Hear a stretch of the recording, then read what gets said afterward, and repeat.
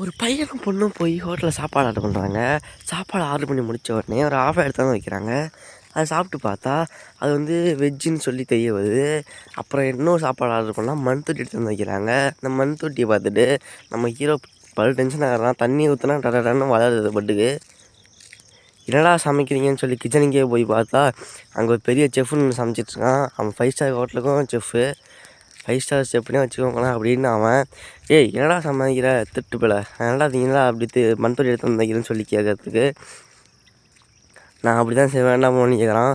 முடிஞ்சால் என் கூட போட்டி போட்டு ஜெயிச்சு கட்டுறான்னு சொல்ல, நம்ம ஹீரோவும் லேசுப்பட்ட ஆள் இல்லை. அவர் ரோட்கடையில் கடை வச்சுருக்காரு. அவரும் சூப்பர் செப்பு. அவரும் சமைக்க ஆரம்பிக்கிறார், இவனும் சமைக்க ஆரம்பிக்கிறான். நம்ம ஆள் ஈஸியாக முட்டைக்கோசு அதெல்லாம் போட்டு ரோட்கடையில் சமைக்கிற மாதிரி சமைக்கிறாரு. ஆனால் அவன் ஃபயரை விட்டு அது இதுன்னு பண்ணி என்னென்னமோ பண்ணுறான். நம்ம ஆள் கூலாக சமைச்சிட்டு வரட்டா மாமே அப்படின்ட்டு பொறுமையாக சமைச்சிட்ருக்குள்ளே ஒரு வழியாக சமைச்சி முடிச்சிடுறாங்க 2 பேரும்.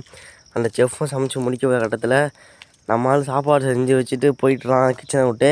அவன் போனதுக்கப்புறம் செஃப் எடுத்துன்னு பார்த்தா, வாவ் செம்ம டேஸ்ட்டாக இருக்குது, எப்படா செஞ்சான்னு சொல்லி ஷாக் ஆகிடுறாங்க 2 பேரும். அதுக்கப்புறம் தான் நம்ம ஆள் பெரிய செஃப்புக்கும் செஃப்பு. இது மாதிரி தான் 2026 டிஎம்கேக்கும் டிவிஏக்கும் தான் போட்டியே. நீங்கள் இப்போ யாரை கூப்பிட்டு கமெண்ட் சொல்லிட்டு போங்க.